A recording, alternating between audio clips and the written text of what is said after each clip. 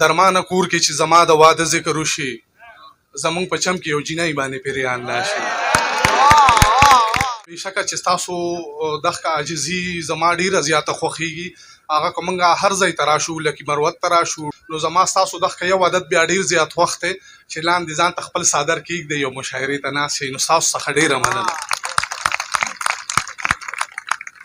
او تاسو به تنګ شوي یئ څه ملګري نور هم پاتې دي شعر به راته ووایم چې هر څه کولی شم خو ستا په بدنامۍ یریږم ما له په خپلې بېوسۍ باندې ارمان ناشي درمانه کور کې چې زما د واده ذکر وشي زمونږ په چم کې یو جینۍ باندې پیریان راشي هر څه کولی شم خو ستا په بدنامۍ یریږم ما له په خپلې بېوسۍ باندې ارمان ناشي درمانه کور کې چې زما د واده ذکر وشي زمونږ په چم کې یو جینۍ باندې پیریان ناشي همې شراب دي خوله کې هم تېنه توبې وباسي او داسې څوک نشته چې دا شیخ له میکه دې وباسي احرام چې وتړي تصویر به د کعبې وباسي دا بعضې خلک صرف دې لره جامې وباسي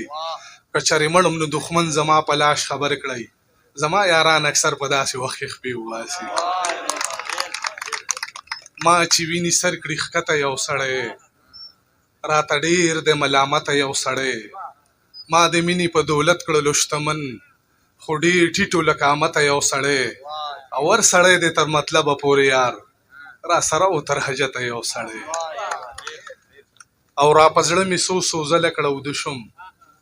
وظیفه مې مکمله کړه وده شم او دا پردي راوړي بلکل نه خپلېږي سر د لاندې مې څنګله کړه وده شم را په زړه مې څو ځله کړه وده شم وظیفه مې مکمله کړه وده شم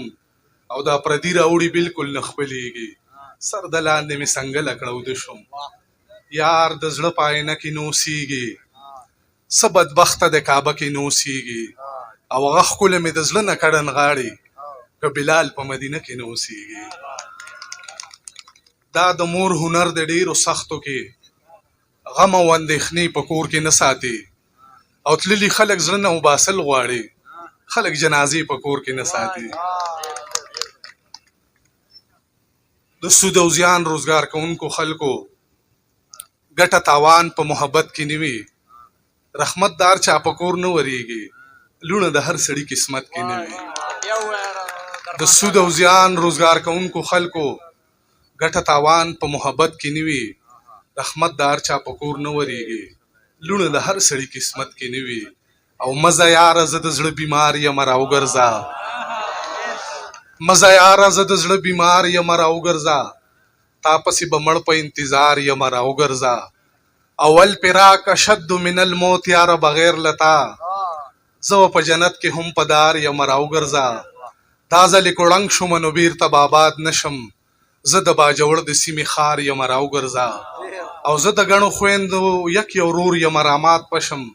ټول کور کې دا یو سړی د کار یم راوګرځه او خوند کړي د جنت سفر بېشکه خو ته تېر وتې زه په ثوابۍ کې د انبار یم راوګرځه